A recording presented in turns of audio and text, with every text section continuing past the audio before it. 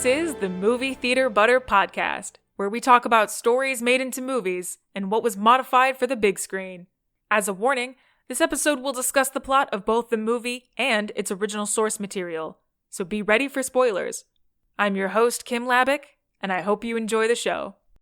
Welcome, and happy Hunger Games. Today we are going back to the future of Panem with Suzanne Collins' Hunger Games prequel, The Ballad of Songbirds and Snakes. So this book was published in 2020, and of course, immediately, Lionsgate snatched up those film rights. The movie finally came out recently on November 17th of this year, 2023. So not only is this movie an adaptation of the book, but the book itself is technically an adaptation of Collins' original Hunger Games trilogy. So as we go on this episode, we're going to talk mainly about Songbirds and Snakes, but it's going to happen. We're going to talk about Hunger Games at large. We're going to dish about how much we love Jennifer Lawrence and Josh Hutcherson. It's just going to happen. So get ready for that. Here to comment today and bring us the storytelling insight we love and we crave is one of my absolute best friends, Jen. You may recognize her from her own podcast, The Bookstop, or from other episodes of this podcast. And before I let you say hello and introduce yourself again, also a fun reminder, her and I have already recorded a podcast on this story, but specifically just the book before the movie even came out. So if you also are just super into Songbirds and Snakes right now, go check that out right after you listen to this. So how are you doing, Jen? Hey, I just see you, you're sitting here, you're narrating, and you're moving your hand a lot. I thought I saw my name on the back of your hand, you wrote it so you wouldn't forget my name. Because, after what, 10, 11, how long have we been friends? I forgot your name. Longer. Yeah. Oh, but hey, it's co-host. So many episodes. I was recently re-listening to, it used to be Flip the Script before it was Movie Theater Butter. And I was re-listening to our very first episode, the Avatar: The Last Airbender episode. And wow, we sound like actual, like fetuses. We sound like little babies. And we were so uncomfortable and didn't have any clue what to talk about. The only thing that really drove us was the fact that we loved Avatar. But it's just crazy how far we've come. Oh, yeah. Insane. I think I haven't even counted, but this is at least our 10th podcast together. Including podcasts that you and I have done for this one and that you and I have done for the Bookstop. At least our 10th. At least, yeah, absolutely. So when are we going to start our own podcast? Just you and I? Are we not doing that right now? True. I don't even know what we could possibly do. We already got books and we already got movies covered, so... We'll just do one of those, all those, influencers on TikTok that come up with a podcast that's actually about nothing, and they end up just, ranting about shit. We could do that. It could be called Just J. Kane. Just Jen and Kim. Yes! Wait. That's cute. We have to cut this out now so that it's a surprise to the listener. Okay. Sounds good. All right. So let's dive in and let's start, as always, with our favorite quote or quotes from this story. And as always, ladies first. Except we're both ladies. So in this case, Jen, you first. Let's see. I have two quotes. The first quote I have is from the movie, and I guess technically the books too, because it is a song lyric, and that's one thing I really want to talk about is the songs, but the lyric goes, well, alright, I'm bad, but then you're no prize either. Alright, I'm bad, but then there's nothing new. You say you won't love me, I won't love you neither. Just let me remind you who I am to you. I think this just really, I don't even know, it's called When I Was a Babe. I don't even know if this was about Snow or written from Lucy Gray's perspective, whatever it is. But I think this really, really summarizes their relationship so well. And just their dynamic in total. As you kind of follow their relationship, I wouldn't even call it a relationship, but their alliances throughout the whole book. So I really like that. And then my one from the book, I guess also, again, is from the movie too, but is Snow Lands on Top. Oh, I think that's just, I think that's just a classic. And honestly, it's kind of good, but I think it has a very strong meaning to it. And, there's a little bit to dig under there, but we won't get into it right now. Yeah, hell yeah. Those are good. Especially And I love that you already immediately bring up like the songs of it all, because the songs are written so incredibly well, and they are also performed, in my opinion, so incredibly well. Like you watch them in the movie and they feel very embedded in the world in all the right ways. And even reading it, like it's always a little bit tough when you're like reading a song when you don't know how it goes or how it sounds. But I think just the way that Suzanne wrote these songs and how it's also, it very much reflects like her style of writing, where it's like kind of obvious, but also realistic, if that makes sense. So like you're realistically in this song, in these lyrics. And at the same time, there's very clear, obvious pieces and words that like tie back into the story. Like there's several times, I mean, there's a whole song about specifically snow, pure as the driven snow. There's also the mention of snow in like Lucy Gray's like song when she sings towards the end. But yes, beautiful quotes all around. I love it. I was also going to do the snowlands on top, so I'll take that as like half of my favorite quote. But I wanted to, one of my favorite quotes is from early on in the book. It's a little bit long, so bear with me. It's more of a passage. And I think the way that they represented this little chunk in the movie was perfect and perfectly done. So my favorite quote is as follows. One winter's night, Coriolanus and Tigris had slipped out of the apartment to scavenge some wooden crates they'd spotted earlier in an alley. On the way, they passed 3 bodies, recognizing one as that of a young maid who served tea so nicely at the Cranes' afternoon gatherings. A heavy, wet snow began falling, and they thought the streets deserted. But on the way home, a bundled figure sent them scurrying behind a hedge. They watched as their neighbor Nero Price, a titan in the railroad industry, carved the leg from the maid, sawing back and forth with a terrifying knife until the limb came free. He wrapped it in the skirt he ripped from her waist and then bolted down the side of the street that led to the back of his townhouse. So this is one of the like darker sections of the book. It doesn't say it out loud, but obviously this is like a little cannibalism moment. Like people in the capital at this moment in time are so desperately hungry and food is so desperately scarce that there's a moment that someone has to unfortunately resort to cannibalism just to survive. And it's told in a way that still tiptoes around the young adult demographic that the series is. And it's also very clearly like it gets to the point well, I guess I should say. And the way that they did it in the film, this is the first scene. This is the scene that they open with. Instead of in the book, we already open on the whole shirt thing, right? Like Snow is at home and like trying to get a shirt to go to the Plinth Prize ceremony. But in the movie, they take this scene and they start off with it. And I think A, that's so powerful. And B, I will also criticize it a little bit because I do think the way that they shot it and like the coloring of it was almost a little too cheesy. I agree, yeah. And I think maybe part of that too is something I don't want to heavily dive into in this episode because I do want to keep us on topic as much as possible. But I will vaguely say there are some very difficult current events happening in the world where there are horrific situations of starvation and bombing that can be related to this type of story, and us being able to see that stuff in real life happening now, and then watching a movie where they're sort of like, fantasizing this, it's, I think maybe that's also what made it a little bit more cheesy, because unfortunately, we've seen really terrible, awful things similar to this kind of scene.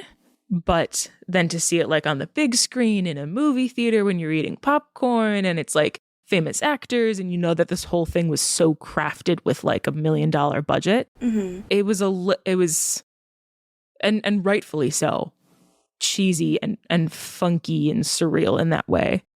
Yeah, it adds almost like a falsehood to it, to the point where it's like, well, that can't be true. Like, that's not a possibility of ever happening because it's so far-fetched and so, like, animated, I guess. Like, I get what you're saying, though, for sure. I could see how it can really dilute the meaning behind it when it has such a, drowned-out statement of, like, let's add this kind of coloring to it, let's add this kind of dramatic music to it, and all kinds of that, and that kind of drowns out the purpose and the meaning behind it, because you're kind of so hyper-focused on other things. Yeah, absolutely. And that's like a great way to sort of segue us into what I think is one of the most important things to understand and to talk about with the entire Hunger Games series is this balance between the fantasy and the reality of it. Because of course, this subject matter and what it's talking about is very real and very raw.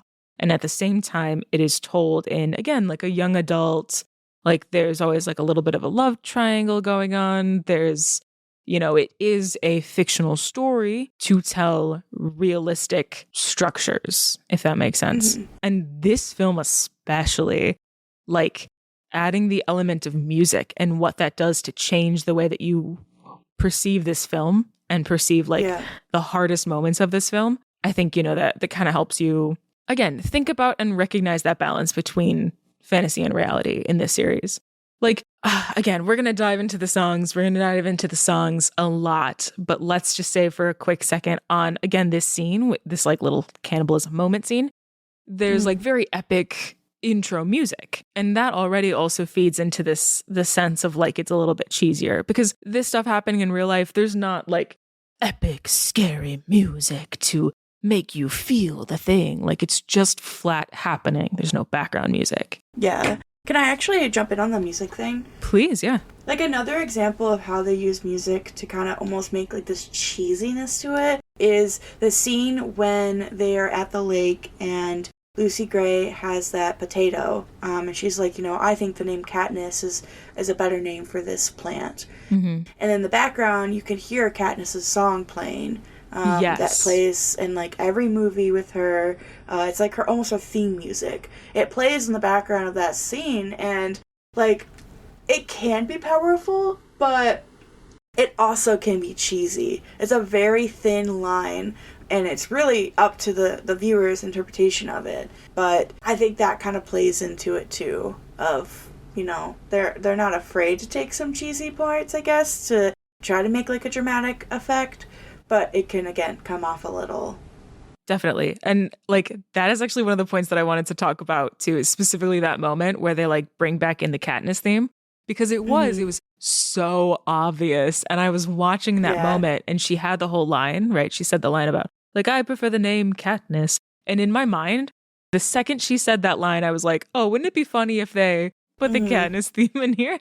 And then a millisecond later, and I was like, yup, they did it. There it is. And you know what? It was the right choice, ultimately, for sure. Yeah. But yes, it definitely, I think to us, maybe because we're also a little bit older than we were when the original series came out. And therefore, we're like a little bit technically out of the demographic for this movie. That's why it does feel a little cheesier to us. But it was perfect. We love Swamp Potato. We love Swamp Potato. Okay, so we have so much to talk about with this and kind of, comparing and contrasting the book to the movie. One of the big things that I want to get out of the way is Clemencia. Clemencia.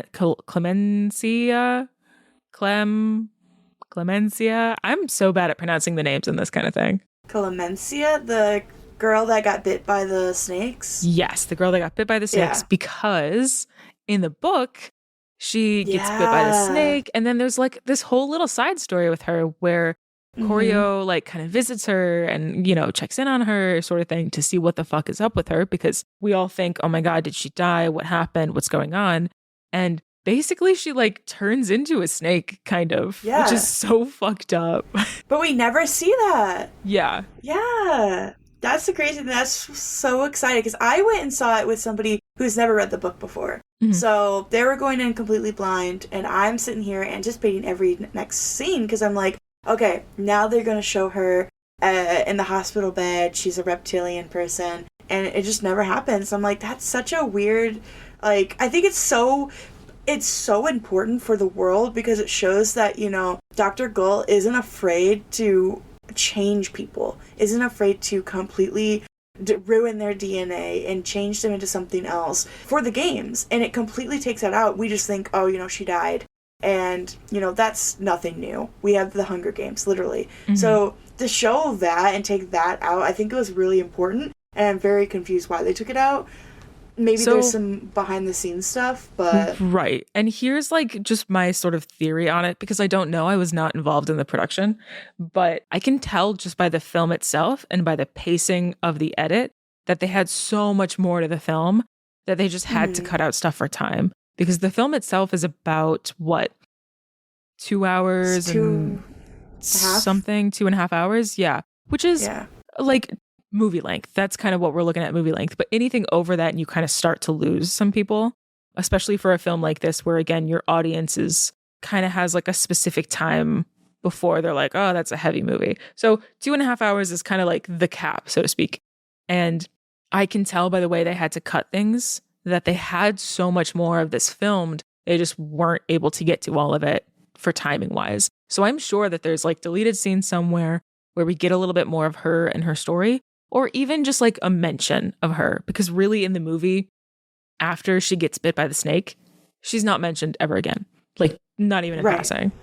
So I really do think that there was more that they just had to cut for time. And honestly, that's also like, I think my major sort of critique on this film is that it sucks, because I do think it could have been longer and I wanted it to be longer, just because like they were doing a really good job of getting to everything, which is important because everything in this story is important. It's like every little piece matters to the puzzle that is President Snow and like his, you know, beginning of his like rise to power sort of thing. So I don't know. And it's also like when I watched this movie for the first time, and I've seen it 3 times now, and I'm going to go see it a 4th time tomorrow. But when I watched it the first time, it did feel like it was very fast. Like there were some things I was like, whoa, we could slow down and spend more time in this moment.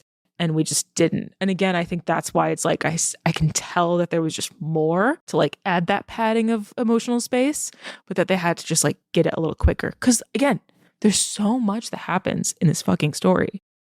So I didn't really feel that. Like, I didn't think it was very slow or fast. I think it was a very neutral pace. I think the part 3 was the slowest part, but I don't think there was, like, I wouldn't necessarily say it was fast or slow. I think the one thing that I was very surprised is that we didn't really get any Dean Highbottom being in there, and he's such a important person in the... Like, he was in it so much more in the book. And then having that very last line being like, you know, I stole the idea of the Hunger Games, or your dad stole the idea of the Hunger Games for me, or whichever way it was. Like, I was sitting there on the edge of my seat, like, are they really going to write that out? Because I didn't think they were going to put it in. And so it's literally like the last 5-10 minutes of the movie. And I'm like, I feel like, I don't know, I wish we would have found out a little bit earlier, or at least got hints of it. I think my biggest critique is, like, the narrative felt off. Like, it didn't feel like there was a driving force, I guess, besides the love story, which is a whole another talking point that I wanted to have. So, I think the pacing was fine, though. I didn't really have a hard time with it. But I do want to mention that I personally did not like the book. I know, Kim, you loved it. I have never wanted to DNF a book so bad. You can listen to it over on my podcast. We won't go into it right now. But yeah, I did not like the book. I do think that this was a very, very true adaptation. Obviously missing scenes because you can't get this whole entire book in a movie unless you do 2 parts. But I think it was a very true adaptation. I think they did a very good job with the, like, you know, bringing stuff over from print. But that's just my opinion. No, 100%. I would completely agree with that. And I think that was a point that a lot of people were talking about when the original trilogy came out, was that, honestly, even before the original trilogy movies came out, and we knew that they were going to be made into films, everybody around me, at least, was kind of talking about how it felt like the books were so clearly made to be made into movies. And I think that's very true. And I don't know Suzanne Collins personally. I don't know if she's ever talked about this, but I think that she was well aware of that. I think that she wrote these books hoping that they would be made into movies, because it feels like that. It feels like it's very easy to translate for the most part, even though you can argue that just like the point of view of these books being so in the mind of Katniss and in the mind of Snow makes it more difficult. But I think just certain aspects of the way she describes things leaves them very open to a particular interpretation. I don't know if that's like like an ironic thing to say, like, oh, it leaves them up to interpretation, but a very specific interpretation. But that's how it is. That's kind of how it's written. Yeah. And so I, you know, in that same kind of vein, would say that this book was, I mean, definitely, especially since the trilogy films already came out. Like, I'm sure that when she was writing this, she was already thinking, like, what is the movie going to look like, et cetera, et cetera. So, yeah, I would agree with you on that. It's a very faithful adaptation. And I think part of what made that easier is that Suzanne Collins, at the very least with this book, was well aware that it was going to be a movie and was like ready to make it easy for everyone kind of thing. Yeah. She was like, I'm going to make the script first and then translate it into a narrative. Basically. Honestly, why is she not a screenwriter? Like, I wish I could just sit her down and be like, hey, first of all, love your work. Thank you so much.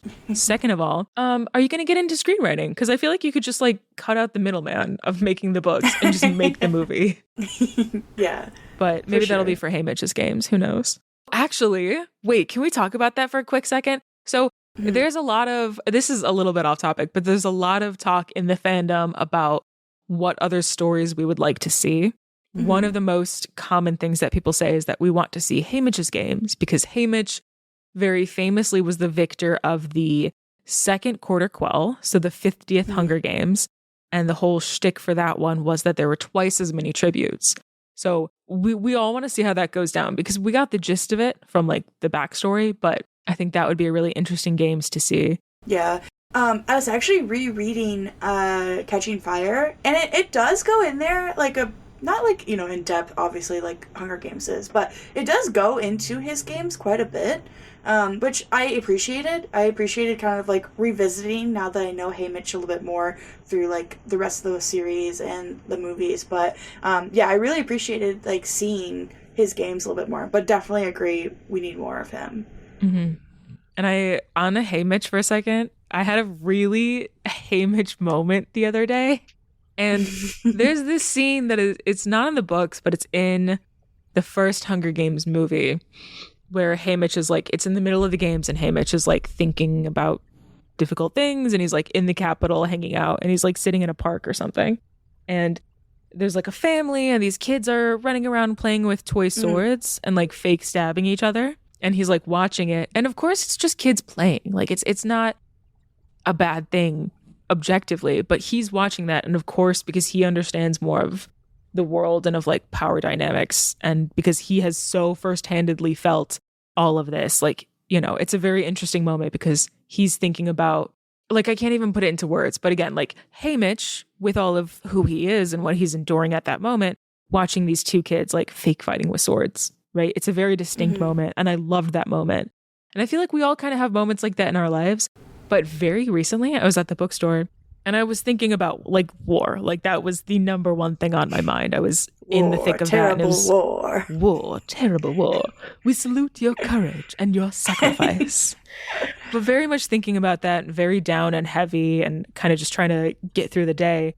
And I literally saw two kids running around with fake swords, attacking each other. And I was like, I'm Haymitch. This is the scene.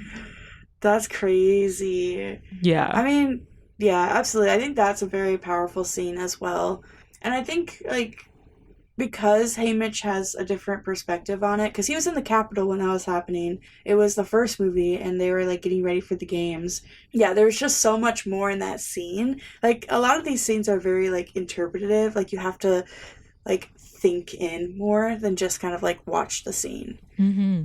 100%. That's one of the many things that makes these stories so powerful, is that it really does sit you down and say, hey, like, even in Songbirds, right? Our protagonist is like, quote unquote, the bad guy. You read the original trilogy and President Snow is, quote unquote, the bad guy, very directly. So to write a prequel about President Snow before he was the president and everything that means is like already kind of crazy, because it's always difficult balancing a character like that, because how do you have a protagonist and you want people to root for them, but you also want them to recognize all of the mistakes that they're making and all of the bad decisions that they're making. And I think this book did a great job at that. Like, and also I'm comparing it to like, I'm comparing it to another very famous protagonist is the bad guy story. I don't know. Have you seen a little film called Star Wars? The Star Wars prequels? Kim, I don't know how many times you're going to ask me this, but no, I have not. I've never seen any Star Wars. I need to fly you out to LA and we need to just watch like a million movies. We've tried. Yeah, we've tried. We'll keep trying every year until it happens. But back to the Hunger Games. Back again for a quick second on like what other stories we would want to see. I really want to see a Cinna prequel. I really want to see Cinna before he met Katniss. Like where he came from, how he grew up to be who he is today, because he was like in some ways like the best person to come out of the Capitol. And I just want to know like what, like where, how and why did you grow your moral compass? You know? And also simultaneously with that moral compass, how did you end up in such a powerful position within the games to be able to affect change? Yeah. Yeah, he would definitely be very interesting to see. Yeah. What kind of other eyeliners did he try before he settled on gold? Iconic. Right. Absolutely. Is there another character that, like, off the top of your head, you would want to see more of their prequel story? I think Mags is probably the most interesting to me. Because she's so, like, you know, such a kind-hearted person, and I really am, like, intrigued of, like, why she doesn't speak. I don't know if it ever went into it. I don't remember reading it in the second book, but I would love to see hers, and, like, as it follows along with her in the 74th Court of Quell, how she was feeling when she had to do it all over again, when she volunteered for Annie and stuff. So I would love to see a Mags one. Hell yeah. Yeah, that would be a good one. Okay, so let's take it back now, more specifically Songbirds and Snakes. Let's talk a little bit more about some stuff that that was in the book, that wasn't in the movies, and or that was like just stuff that we would have liked to see more in the films. Is there anything that comes to mind of yours that you're like, hey, look, I needed more of this and I didn't fucking get it, so I threw popcorn at the screen? Go for it. Yes. My biggest critique, I think, I have a few things I want to mention, but my biggest critique is how important inner monologue is, especially in this book, because I see on TikTok all the time, Snow wasn't as bad as everyone makes him out to be, or, Snow, I can fix him, stuff like that. And it's like, no, you don't see the internal monologue that Snow has in the books. Like, he is so shallow, he's selfish.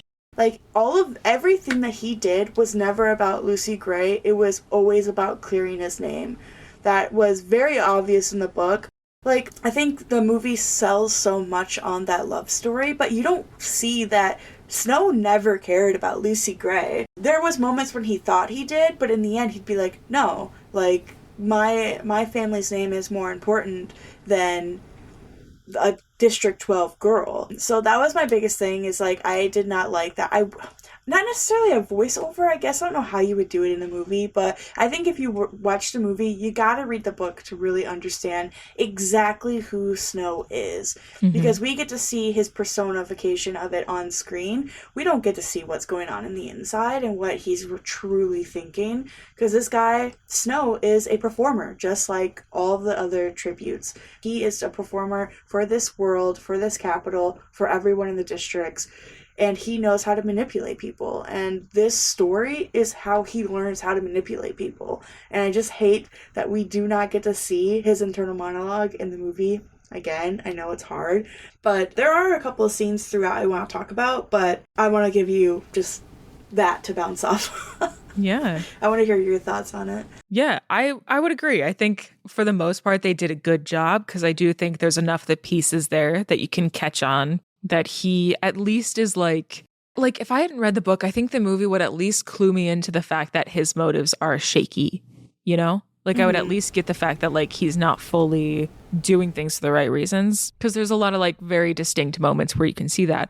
But I do agree, in the book, it was like, it helped that it was more constant, right? Because a character that you want to root for, a character that you still have, like, a little bit of hopes for, especially in the beginning when you sympathize with what he's going through. But it's like at every single turn, like, everything he does is so calculated and so manipulative that it, like, never lets you forget that, like, even though by the end of this book, he's pretty much sealed his own fate, like, even in the beginning of the book, he's kind of sealed his own fate. It's really just like, there is character change, but it's almost like, I don't know how to put this in words, but he is just It's like he's already kind of got the bad guy in him. And instead of trying to find ways out of it and trying to find empathy for other people, and especially when like all of these great opportunities to find empathy with other people are brought into him, he instead just like cannot make that leap. He like cannot take that step. He is only ever like reinforcing his own bias, like reinforcing his own inner bad guy kind of thing. Mm-hmm. So yes, I would 100% agree with you that the book did a much better job at really showing you that, and that there should have been not even necessarily more, but just heavier moments in the film that showed us that like he's not doing things for the right reasons. Yeah, absolutely. I don't know. I don't want to go into it right now because I want to save that for later. But yeah, Okay. It was interesting. It was a very interesting standpoint of seeing it, because it leaves it very open-ended for a lot of these things, because it's like I feel like the movie didn't focus as much on clearing his name, which was his main motive through the entire book, and getting out of poverty. So I think it was interesting that they didn't highlight that as much as they did in the book. Obviously we get the first couple scenes, but other than that we really don't see much. Like, I wish we got more scenes of him going hungry and stealing food from the cafeteria. And you know what we needed? We needed a stomach growl. We didn't get a single stomach growl. Single one. Not one. This is the Hunger motherfucking Games. Right. So I just think there was more opportunities to take that kind of path, I guess, that I think was just not highlighted in this movie that could have been. Yeah, good point. I agree. I'll give you that one. Okay. Can I give you a scene idea I had? Yes, please. The scene that bothered me, I think, was very cheap and cheesy, like we had talked about earlier, and I think was a huge missed opportunity, is the Jabberjay scene. You see him talking to Sir Janus, and you see him flip the switch as Sir Janus is, spilling the tea, and Snow is recording it so that way he can turn him in later and get him in trouble, and eventually ends up killing Sir Janus because of it. But I just really wish that scene was done differently, because they've already told us what the Jabberjays do. They've already explained to us, and this is a prequel. We already know what they do. Instead of turning on that button, I really wish we wouldn't have seen it. They just show the Jabberjay and just be like, okay, that's a Jabberjay right there. And then have the scene play out, and then it starts to, you hear a click, and you don't see the button at all. You just hear a click, and then it fades into seeing the button and seeing the bird, and then the conversation just starts to play, where we almost follow along with this conversation with Sir Janus and Snow, being like, okay, maybe Snow will have a moment where he caves and he helps Sir Janus out. But then you see him betray him by turning on that Jabberjay and having it recorded. That scene bothered me so much. And I'm like, this was a perfect opportunity you could have used to show that Snow will never change, and that he is selfish and he will do stuff for himself. But instead they just blatantly put it right in front of us. And I'm like, I don't know. It was... No, I totally agree with that, because you were saying the scene itself, and correct me if I'm wrong, you're saying the scene itself was a bit too obvious with its motivations, whereas it would have been more impactful at that moment.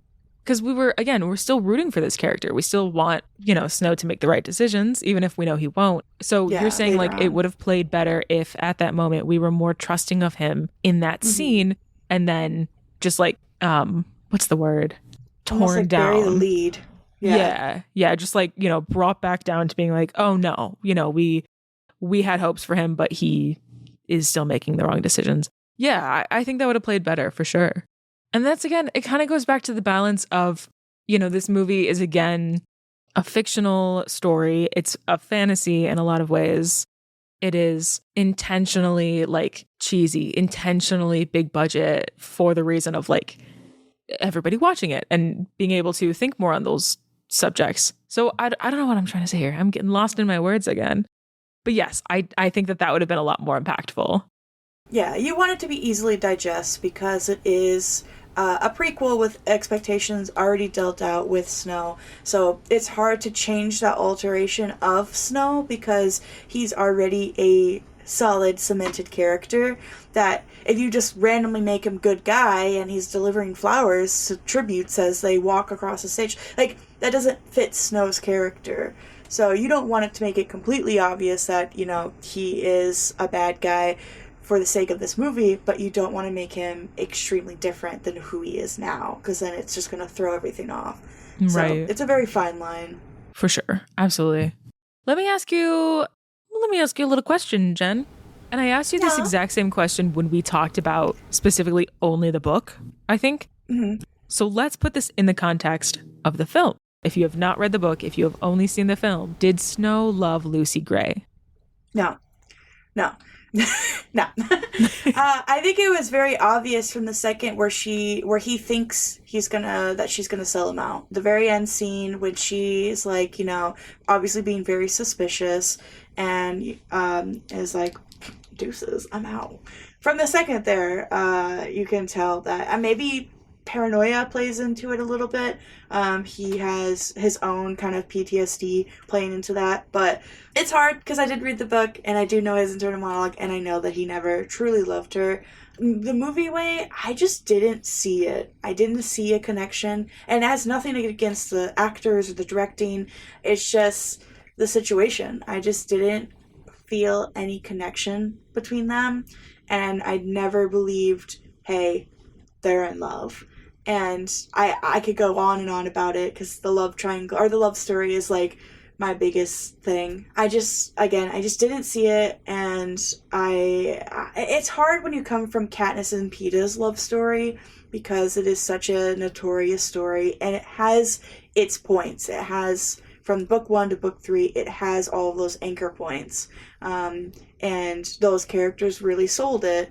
Where in this one, it kind of feels like a letdown.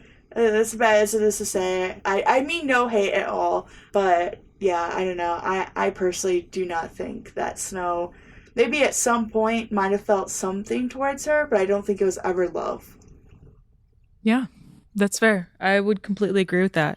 And I think I don't really know what I said on it when we talked on your podcast. I think I was a little bit wishy-washy about it because I think I got caught up in trying to understand, like, is Snow capable of love in that way? And what does that mean? But if it comes to just the movie, I don't think Snow ever loved Lucy Gray. I think the closest he came to falling for her. Well, next let's talk about Snow and Zip. Well, hang on.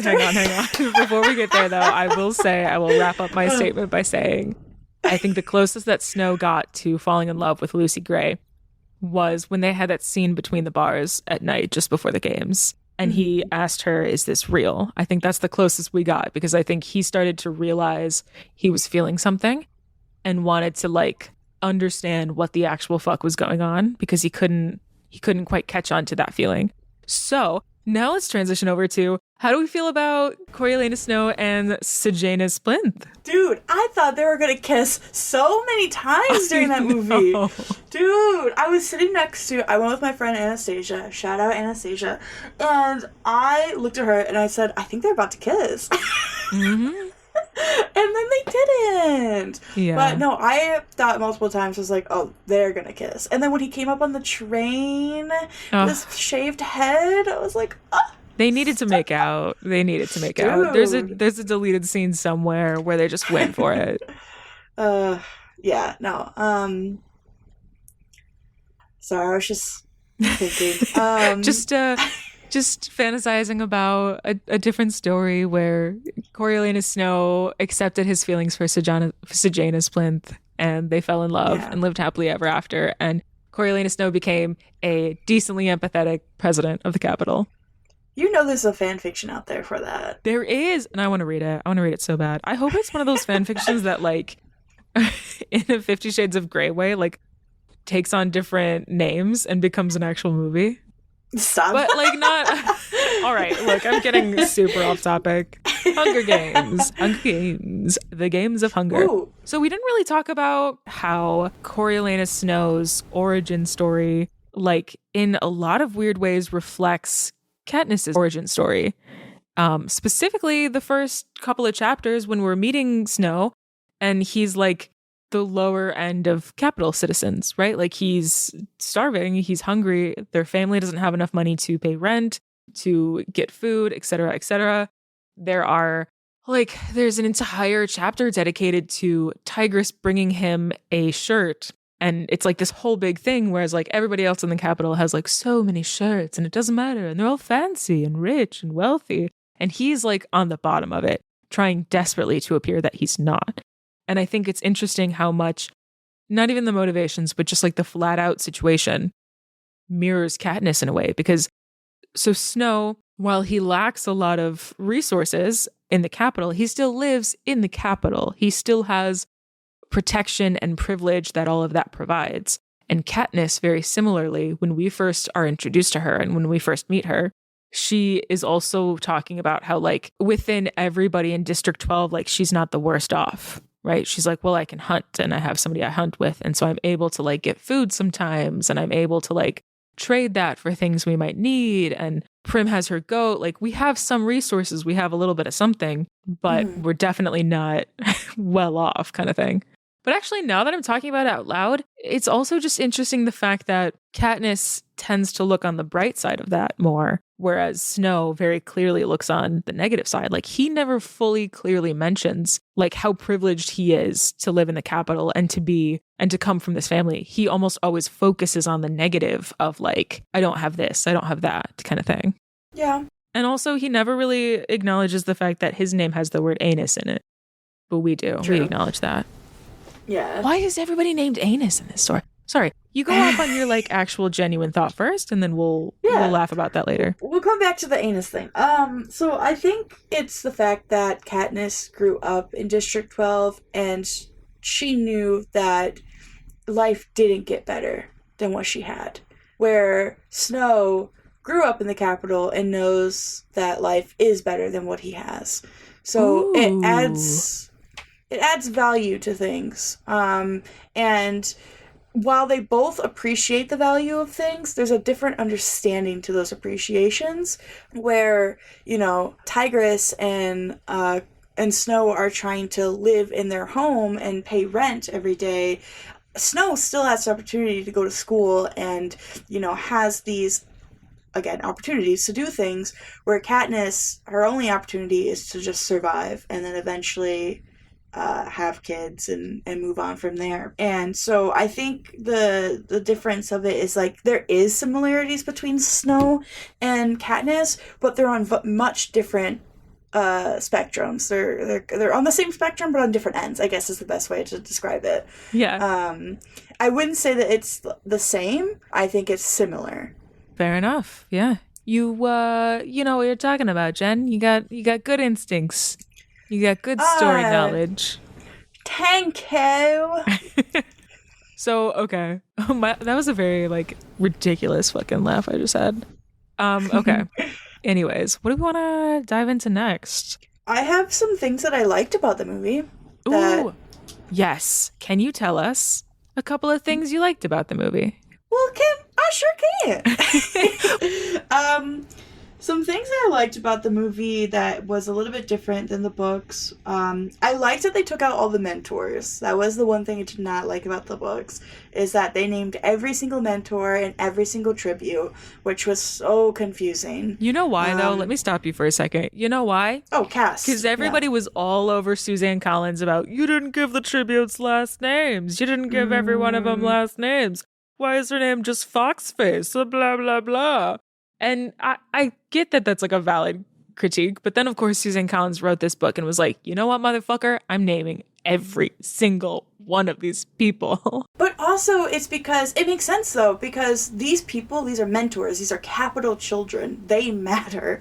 And the other ones, they were tributes. They unfortunately didn't matter to the capital's eyes. Damn, Jen. Okay. I know what you mean, though. I know what you mean. Yeah.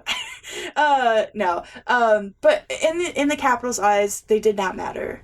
They were just entertainment. So it didn't matter that they had a name. It was like when you watch a show and you're like, oh, I really like the guy with the goatee, or I really like the guy that has a tribal tattoo. You don't remember everybody's name, but this one, it changes because, one, they were all teammates or classmates of Snow's, and they were all the first mentors in the world. So it was just too much. I didn't like the names, but I'm glad they took them out. I will say I was eating up the world building in this. The set, amazing. Everything looked so good. The cast, they chose a great cast. Dr. Gull, I was very surprised. I actually really liked Viola. I think she did a really good job. And everyone did it, like Hunter for Tigress, loved it. I loved her in that role. She did a great job. But yeah, the costumes were really well done. I felt very immersed. I felt very in the world. I was just so distracted by the scene, or by the narrative, because I was so distracted by the scenes, because it just looked so good. Yeah, it was really, really well done as far as all of the production goes. Although, okay, so while you mention it, and while we're talking, let's talk about the production design for a second, because no offense, I did love it. It was very well done. It was very beautiful, but it was not what I pictured. And I think that, but that's tough, right? That's part of the whole reason we kind of discuss adaptations, is because sometimes you are picturing something while you're reading a book and it turns out to be different in the way that the filmmakers decide to bring it to life. And it's still fine. I loved this movie. I will definitely continue to watch this movie and talk about it with people. Very happy overall. But if I was going to be super picky about it, it wasn't the way that I saw the world. Some things were, like the locations, definitely. Like Dr. Gull's lab, 100%. All of that, 100%. The arena, 100%. Like, all of the locations looked exactly like I imagined them. But I guess the 1920s aspect of it, because clearly there was a heavy 1920s influence in the TV. Where I don't even know if that's exactly 20s, but earlier decade, right? Retro. Retro is a good word. Yeah, the retro, TV screens were all retro and that kind of thing. And I think it's just kind of tough. It's a tough situation to be put in, to have to bring that type of production design to life, because the original Hunger Games trilogy was, when it came out, it was supposed to be oh yeah, this takes place, I don't know, a couple decades or so in the future. So things are mostly the same, but technology has advanced to a certain degree. We have that giant, what is it? What's the word that begins with H? The dome, the fake dome, holograph. The holographic dome that they're playing in, that's the arena and stuff like that. And then you have to take that already created production design and then dial it back a couple of decades, but it's still in the future. That's why I open this podcast being we're going back to the future, because it still takes place in the quote unquote future, but in an earlier. So it got it's hard to do that. How do you do that without it feeling too close to right now? And of course, so I'm sure that's why they were well, let's make it intentionally retro. So they still have stuff like drones, but stylistically, the Capitol is preferring these old style screens and old style microphones and this and that. And it is cool. Again, it is so cool. And I do love watching it, and I will watch it forever and ever. But just to put a point of the adaptation of it all, it wasn't what I was envisioning, for sure. Yeah. Yeah, the scene with Flickerman and he's in front of the big screen, I definitely didn't expect that, where it's very almost an intimate place. I always imagined that the mentors were in the arena when this was happening, along the sidelines or up at in the rafters or something. I thought they were actually at the arena, but I'm just an idiot. So well, you're not an idiot, so definitely not. I did not realize the Hunger Games, the actual game, took over days. I thought in my head for some reason it was a day max, less than 24 hours. But it seemed like it went on for at least a day or two, maybe 3. I think it was a couple of days. Definitely not anything too long, but I think part of it being a couple of days was Sejanus goes in to try and honor the fallen, so to speak. That's a weird way of saying it. but like honor Marcus and have that moment. And I think like that just extended the game naturally a little bit, but I don't know. I do want to press you really quickly on the Lucky Flickerman of it all, because, okay, here's the thing. First of all, back to your comment about perfect casting. Oh yeah, perfect casting. Nobody else could have played that role better. He did such a good job. But the thing too is like, I remember in the book, Lucky Flickerman being like a little awkward. And like that was part of the shtick, was that they hadn't fully figured out the games yet. They hadn't really had a host yet. He was the first, and they were still really figuring out how to make that happen and what the vibes were, so to speak. But then in the movie, Lucky Flickerman, just on point, fucking hilarious, a perfect host. Yeah. So technically that's a point for like bad adaptation as far as that goes, but like I don't give a fuck, because I think that was a lot of fun, and also like so realistic, again, in the sense that like you can scroll through TikTok right now, open up TikTok right now, and you're probably going to see like a horrific thing. And then you scroll upwards and it's somebody being like, and here's how I make the gingerbread dance in the oven. Ah, ha, ha, ha. And it's just my very TikTok like... is all Josh Hutcherson right now. So yeah, it's just a full Josh. I appreciate that. TikTok knows what they're doing, because that's beautiful. But yeah, I think Lucky Flickerman was excellent in the movie. Oh yeah, he was my favorite, honestly, my favorite part of the movie. Did a great job. A lot of like hidden callbacks kind of in his narrative as well. Oh, the teeth? The teeth moment where he was like, smile, it's why we have teeth. And then of course we're all thinking about the iconic moment where Caesar Flickerman like waits until the spotlight hits him and the music cue goes before he like looks to camera, smiles wide. Yeah, it's just, he did such a good job, and the magic tricks kept making me laugh. I was like, bro. Yeah. Amateur magician. Yeah, the coin flip alone was like brilliant, because it was also like, we know that we're watching a movie and it cuts between stuff, so we know that it was like not a practical whatever. But I think that's what makes it funnier, is because we can imagine that this was like just totally full of shit, right? But he's like, look at this trick I can do. A coin only comes back when I want it to. Yeah, I thought he did. He slayed. He definitely slayed. Yeah, he slayed. He slayed several people in the arena of the 10th Hunger Games. That's what he did. People died, Jen. It's not funny. Oh, you know what I do want to say, though, back on the topic of like sort of the cheese versus the realism and how that benefits the story but also makes it difficult. When Lucy Gray is surrounded by the snakes and she's singing and kind of like singing what she thinks might be her final song, her final moment, her final breath, and everyone's watching, and it's a very important moment and a very good moment. There is, in the film, there's like an underlying soundtrack that complements her singing but is not like the instrumentals to her song, if that makes sense. Mm-hmm. Yeah. Like, so we're not like giving her a band where there's not a band, but there's definitely a score underneath it to underline how significant this moment is, which is great. But there's just something about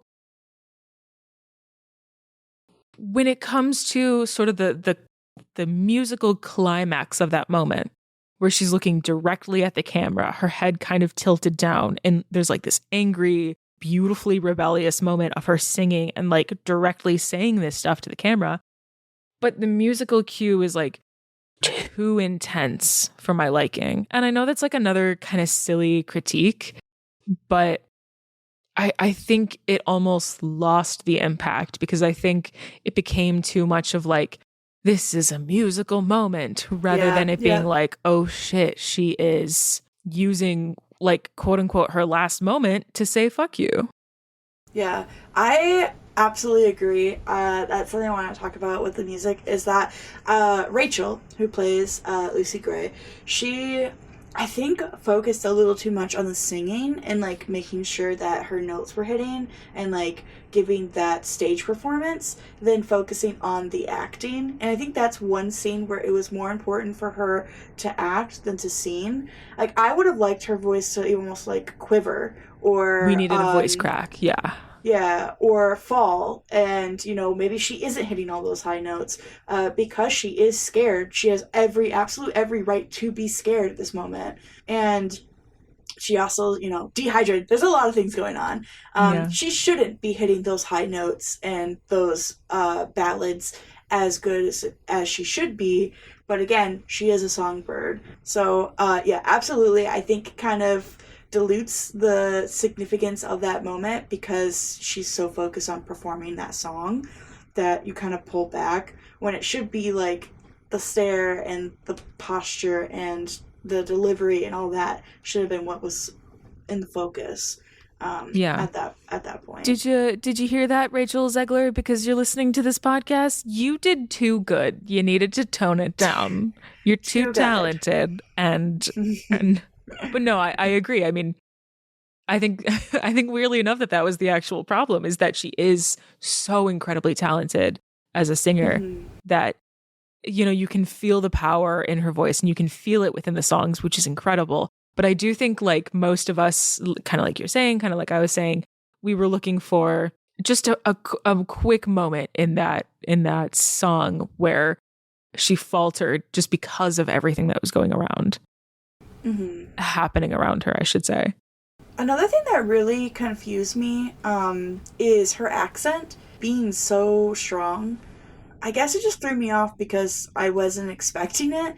I don't even remember anybody else having that thick of an accent when she's there. And I know that she says she moves around a lot with her coven, so we're not even sure where she's from. With her coven. But, with her cult.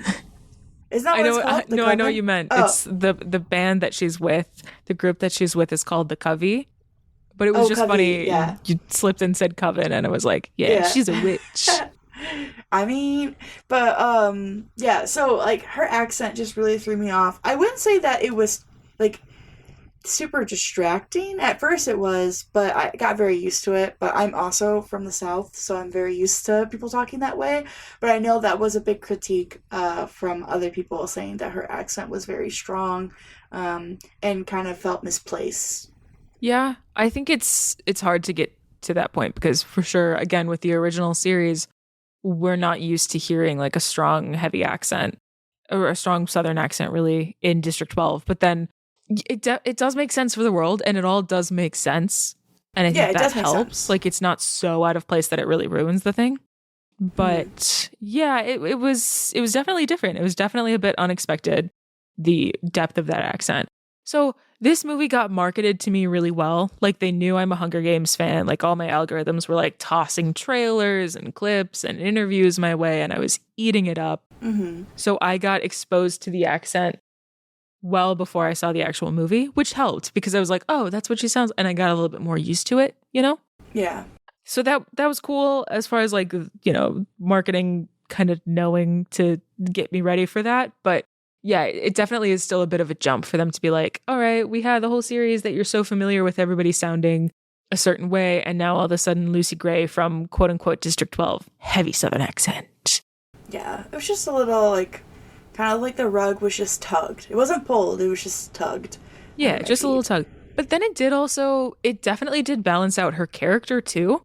Because I remember when I read the book, it was a little bit hard for me to like fully cling to the character. Because she is very like wild and brazen and like passionate. A little bit is because Snow sucks and is selfish and only cared about himself and never once learned anything about her. But also because she's wild. Yeah. Oh my god. So literally, like, to Snow, Lucy Gray is just his like manic pixie dream girl for the most part. Yeah. He's like, wow, she's crazy. She's wearing a dress. I love her. I want to control her. She's crazy. Crazy girl. She's okay. Yeah. Oh, let's jump around to the end for a second. So. Oh, perfect. Yeah. How do we think that the book did? I'm sorry. How do we think the movie did in the ending as far as like the ambiguity of it all? So I think the ending was interesting.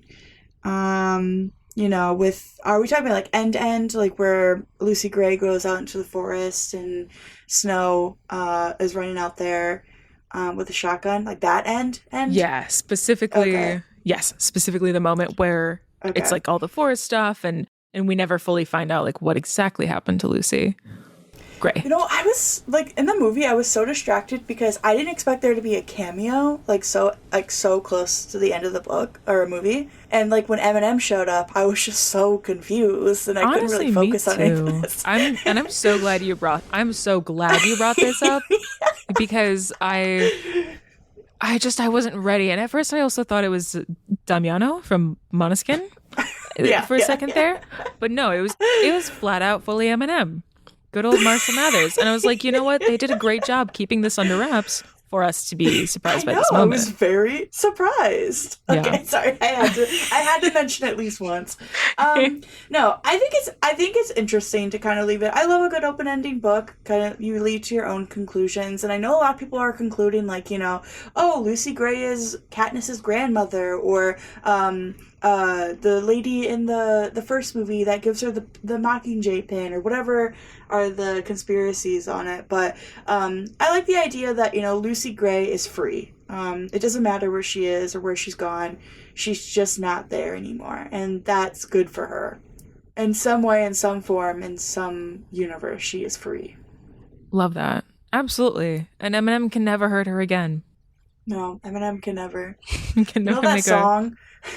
Rap you know God? the song with Rihanna? Monster? That's the one, right? No, I'm friends with the monster. Yeah, love the way you lie. Love the way you lie. That should have been vibes. Ooh, sorry, Olivia Rodrigo. That should have actually been the credits song. Was Love the Way You Stop. Lie. I don't think they could have put an Eminem song in there.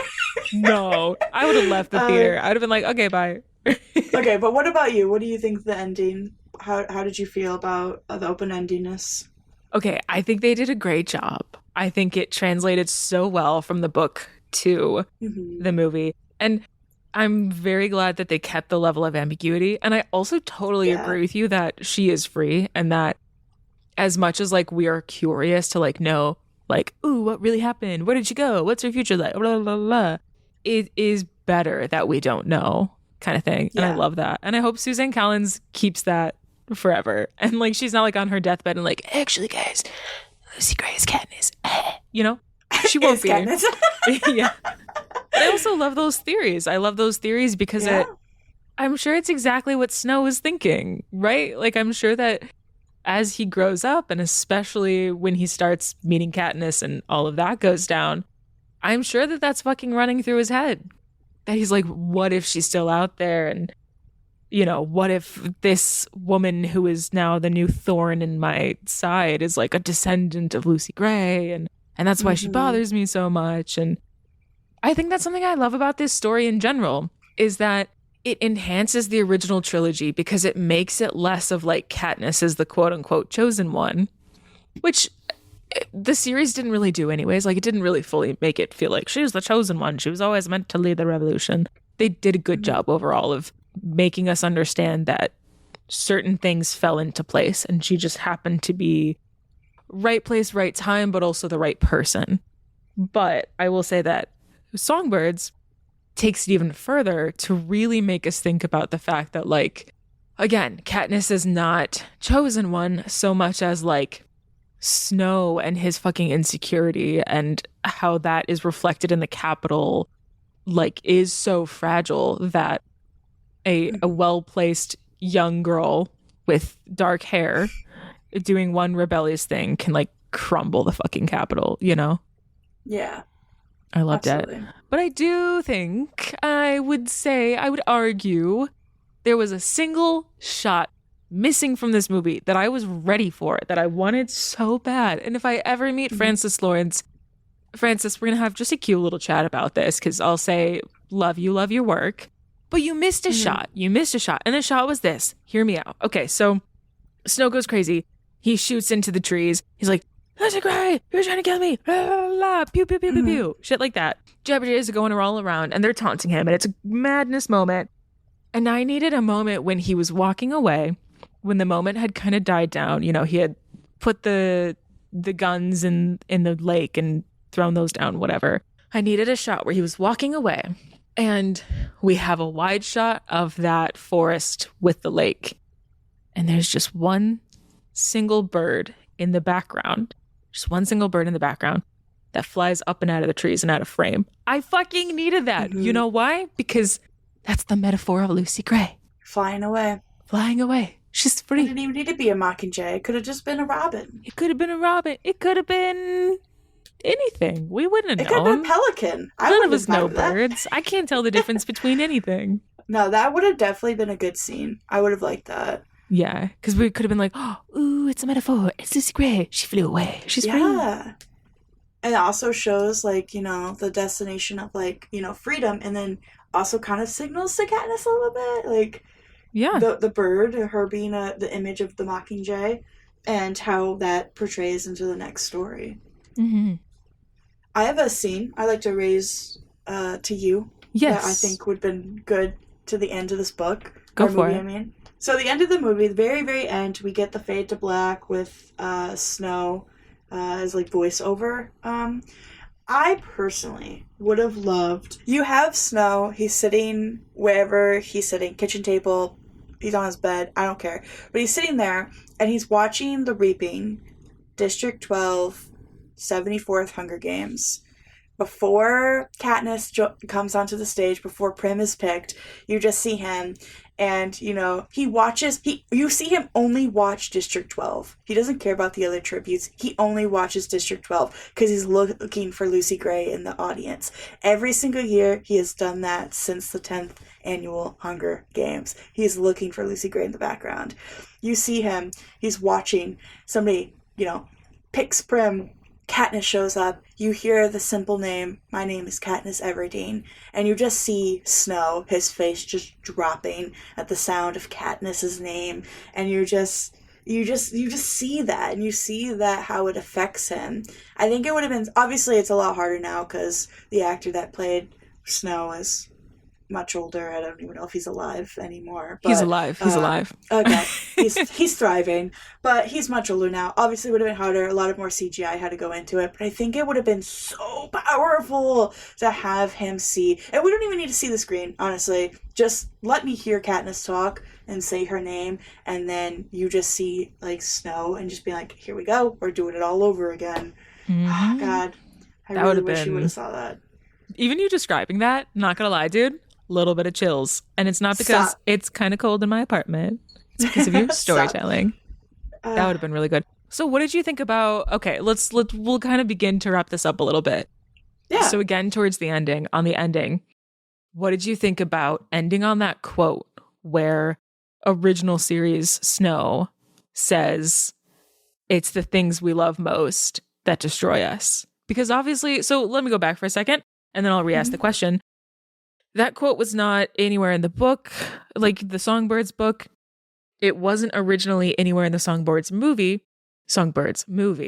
What happened was one of the trailer editors like threw it into the trailer because he was like, oh, this is cool and it makes sense. And Francis Lawrence was like, oh, fuck yeah, that was great. And so then he sort of added it into the end there. So what did you think of having that quote be the last piece of the film? Read the quote to me again. Okay. It's the things we love most that destroy us. See, I think obviously it's a callback to Snow, quote unquote, being in love with Lucy Gray and how it kind of, you know, destroyed his name a little bit as he's kind of, you know, he got caught cheating, all this kind of stuff. But to me, I don't know, I just, you know, never really believed that he cared so much about Lucy Gray, but clearing his name and doing everything to do that. And so I don't think it's necessarily like because he loved somebody, but because he loved the figment of something else. Like he simply loved, you know, his name, his family, whatever it is. And that's what destroyed him. And I don't know, I just don't really think that, obviously the quote means something completely different to Katniss than it did for Snow. Like, completely different. And I think it's definitely a quote that deserves a second look at from Snow's perspective. Because again, it means something completely different. And I don't know, I think it's interesting that it came from Snow, being told from his point of view in this book. I don't know. I think it was tried to add some humanity to him and just be like, you know, all of this happened to me because I loved one girl, but I didn't really love her now that I'm thinking about it. I don't know. I thought it was kind of, I think it was good, but I think it was also kind of cheesy because it just didn't fit right to me because I just don't think he loved Lucy Gray.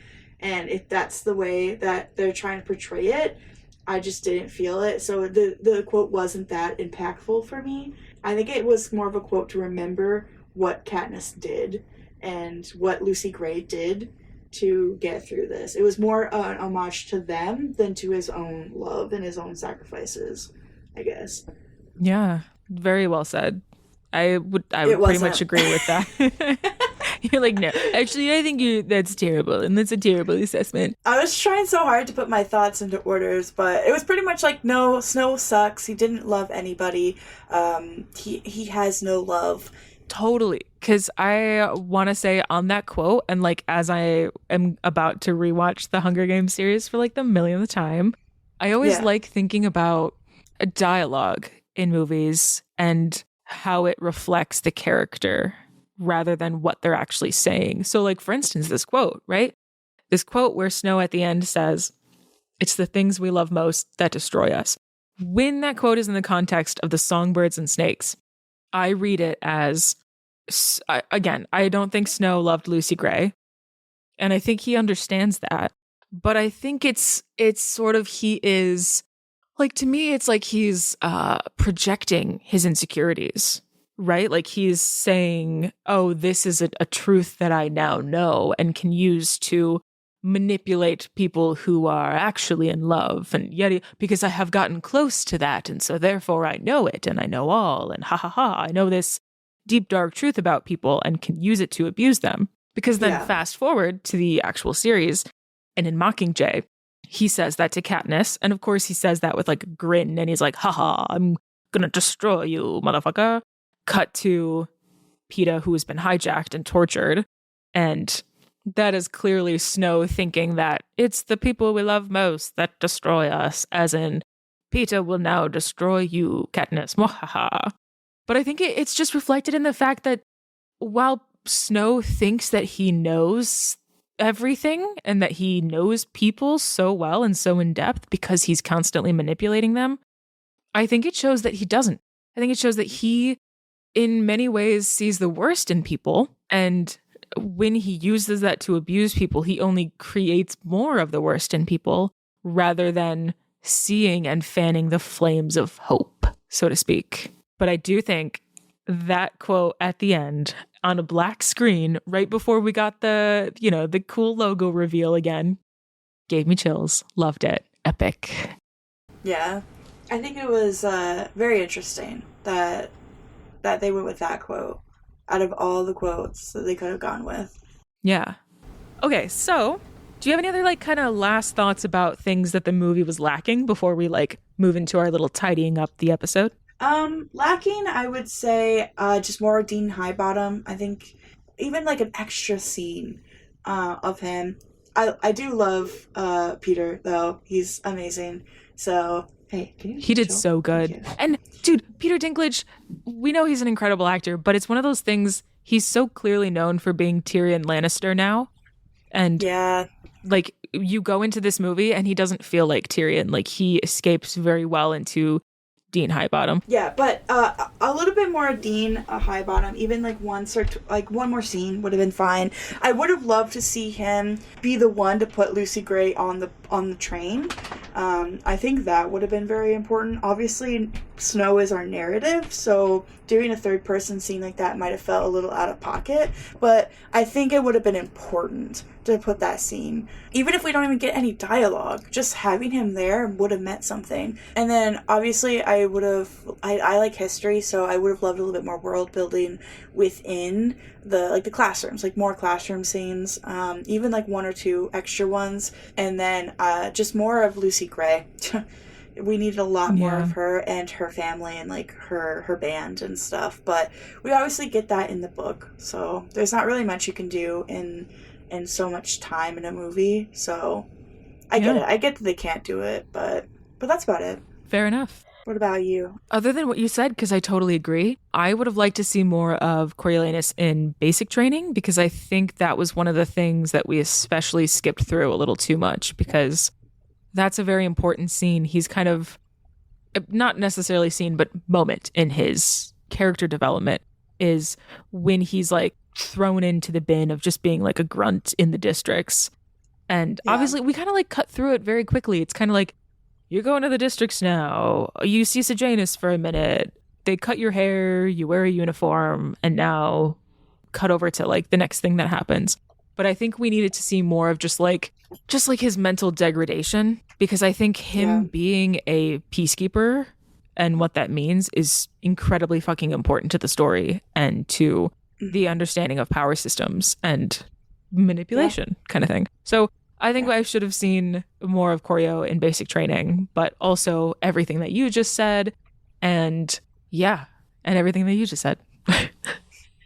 That's kind of it. Okay, right. So Heck yeah. Now we're going to start to wrap up the episode, and one of the things that I like to wrap up the episode with is talking about how we think this movie is best watched. So what sort of scenario do you think is the best way to watch this movie? Is it on a big screen? Is it on a small screen? Is it with friends? Is it not with friends? What's the temperature of the room? Stuff like that.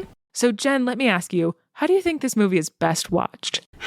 I think it needs to be watched. See, I'm torn between either you need to watch it before the Hunger Games or you need to watch it after the Hunger Games. I think it just depends on how you feel, but I know that you need to watch this after binging all the movies. So I don't care if you have to be up for 24 hours, if you're sleep deprived, you have to watch all of them all the way through, no stops. Like, as soon as one is done, another one is up. Like, you're just going all the way through. But no, I think, I don't know, I personally think this is more of like a solo movie. Kind of just watch by yourself. Unless you've seen it like a dozen times, then you already know what's happening. But if you're going in and you're watching it for the very first time, watch it by yourself so you can really soak it in. Or watch it with like somebody that you know isn't going to talk the whole time. And really like soak it in, take in everything that it has, really digest it. Big screen, obviously, I always say big screen with like movies, especially new movies. Always go to like support theaters, go see a movie in a theater. I think it's always a better experience. But some people like the comfort of their own home. That's fine. But definitely watching it with all the other movies is gonna full circle it for you. Absolutely. Bring some potatoes, some Katniss with some you. potatoes. River potato potatoes. soup. Yes. Oh my gosh. I have a great recipe for potato soup that is actually a Lord of the Rings recipe. I would recommend that. That'd be a great one. It's very easy. It's very delicious. I will not link the recipe. Find it yourself, guys. I'll just look up Lord of the Rings potato soup recipe. I'm sure I'll find it. It'll take like 10 seconds. Yeah. Yeah, no, but that's great. I completely agree with almost everything you just said. All right, let me hear what you got then. Okay, so My little I think... snowman is judging you. So. Judge it. Judge every second of it. I think this film is also best watched on your own. Although I think seeing it with friends adds a different layer to it. But I do think that there's a benefit to seeing it on your own. And like you said, letting it really sink in. I would also add, yes, on the big screen for the immersive factor. Because really, we talk about immersion, but you really don't understand how important immersion is to watching a movie until you like definitively feel the difference, right? There is such a difference to watching a movie at home and having all the distractions of life and lights around you versus just taking the moment, being in a theater and being like, this is time for me to watch a movie and not do anything else. So definitely on the big screen. But I do think if you're not watching it on the big screen, if you're watching it, on a TV, on your laptop, whatever, I think it's great to watch it specifically during winter time when it is snowing outside. Much like Jen's virtual background right now. She has a cabin with snow outside. I did notice that. Perfect. Thank you. I think that adds another layer of just like overtly clear metaphor. And also it's just, Hunger Games movies, whether they like it or not, have really sat themselves in the winter franchise zone, right? Like Twilight is a winter franchise. Harry Potter is a winter franchise. Hunger Games, in my opinion now, is also very much a winter franchise. Like every year I will try and watch them. Mm-hmm. Ooh, and also absolutely. A baguette. You need a baguette and some cheese. bread and cheese for bread and Goat circuses. Love Yeah. it. All right. Are you ready, Jen? So, okay, here's the thing. So we always do like a little trivia something, and this podcast is called Movie Theater Butter. And I only figured it out recently that I could have been doing this pun the whole time. I could have been saying, it's time for a pop quiz, a popcorn quiz, if you will. Yeah. So from now on, we're officially calling it that. Maybe I'll do a little gimmicky sound effect at some point. I don't know. We'll figure it out. We're figuring it out as we go along. But We love it. here we are. Pop quiz, Okay. speed round. I'm going to give you 30 seconds on the clock. Okay. And in those 30 seconds, I need you to name as many of the 24 tributes in any Hunger Games ever. Oh. 24 tributes, as many as you can get in 30 any seconds. Hunger Games ever. Starting now. Go. Okay. Lucy Gray, Thrush, Rue, Peeta, Katniss, Haymitch, Mags, Annie, Finnick, Joanna, Kato, Fockface, Shimmer, Glimmer. Trying to think of some for more. Jesper. 1 second. Finnick. Oh, Beaties. Yeah. that is it. How many did I You get? named about 14, which is not bad. Not bad. Hey, I'm bad with names, so Pretty good. I try to scatter it too. But well done. Yeah. Well done. That's the thing, and I know we're about to leave, but in the Hunger Games, they literally named 4 people, maybe 5 people out of all 12 tributes, which is Right. interesting. So Yeah. Because like you said, and these are your words, not mine. Like you said, they just don't matter. they didn't matter, not to the Capitol. Yeah. Damn. All right. So the last thing that I'm going to say before we give our little goodbyes. So this I wasn't going to do as a pop quiz because I don't want to sort of dilute the seriousness of this, but it is for lack of a better word, it's an interesting piece of trivia. The arena scenes for this movie, all of the arena was primarily filmed in an arena in Poland, specifically where back in the days of World War II, awful, horrible leader, probably the worst human being, Adolf Hitler, rallied the Nazi party back in the day. So, like I said, this is not a pop quiz anything because it's not something that I want to joke about or make fun of. It's just an interesting thing, I think, to note about production and how that all shook out. There are a couple of articles that sort of mention it and kind of dig into how the unfortunate history of that arena adds a palpable fear to filming there and filming those scenes. That's something that I personally could talk about a little bit more, and how I think that was a bad decision to film somewhere like that, and specifically knowing the history. But that's for another day. That's a little bit more of an in-depth conversation. I just wanted to drop that because I think it's interesting for people to know and discuss amongst yourselves. Yeah, isn't that kind of crazy? Because I was trying to, find out some of the locations. Hunger Games movies tend to film all around the world, which is really cool. But when I found that out, I was just head tilt, Head tilt. Yeah. That's what I'll say. Very interesting, yeah. Yeah. And on that note, if you have not read the book for this, I would recommend it. If you have not seen the movie, why are you here? Go see the movie. Yeah. Go see the movie. We just spoiled everything. Yeah, we spoiled everything. And then why wouldn't you want to see Eminem outside of 8 Mile? It's the craziest thing. You're going to be sitting there. It's wild. Eminem did a great job. It's also a musical, so... And if he's not nominated, I'm going to be shocked. Me too. All right. Well, thank you, as always, Jen, for being here on another incredible episode of the Movie Theater Butter podcast. And also, last thing, I keep saying that. Last thing, I promise. Please, if you are interested in hearing us talk more about the Ballad of Songbirds and Snakes, there is a whole nother episode where we talk specifically about the book. We get into more things, different things on different sidetracks. And this episode of the Bookstop Podcast can be found where any podcast can be found. Go follow the Bookstop Podcast. Go love the Bookstop Podcast. Shout out to the Bookstop Podcast. Oh my goodness. Thank you. Yeah, if you guys are, if you wanted something else, you can listen to other episodes here on the movie Theater Butter. We've done Stuart Little, Chicken Little, all the littles. So many. We still need to do the How to Train Your Dragon episode. We gotta still do How to Train Your Dragon, okay? I'm still waiting for that episode. And everybody else is too. That every time. Every time. Yeah. It's just going to be a running joke that we actually never do. I was just thinking that. No, we have to. I literally have my notes already written. I wrote them like a year ago, and they're just sitting there. We're waiting.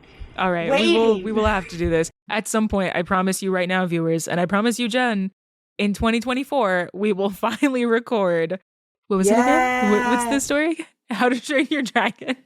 Yeah, How to Train Your Dragon. I genuinely forgot for a second. Amazing. All right. Well, thank you so much, Jen. Appreciate the hell out of you. Thank you. I'm glad to help. All right. Bye. Bye. Well, it sounds like that's a wrap. Thank you for listening to Movie Theater Butter, a Till Kim Productions podcast, edited by Kevin Matthew Keeling of Take the World.